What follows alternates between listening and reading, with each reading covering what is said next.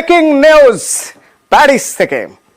আরো একটা পদকের সামনে মানু ভাকের, আরো একটা পদকের সামনে। এর আগে দুটো ব্রোঞ্জ, তারপর আরো একটা, অর্থাৎ এবার 25 মিটার পিস্তল ইভেন্টের ফাইনালে মানু ভাকের।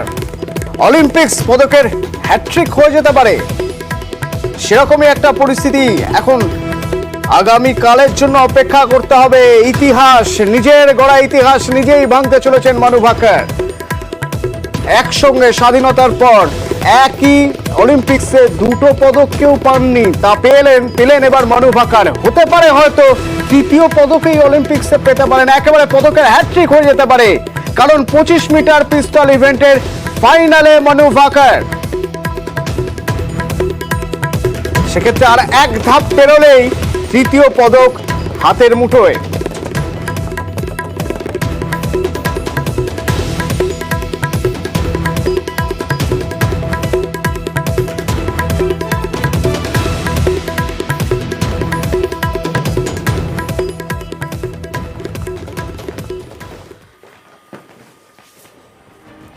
বিটি রোডের দুধারে জবরদখল তোলা হচ্ছে।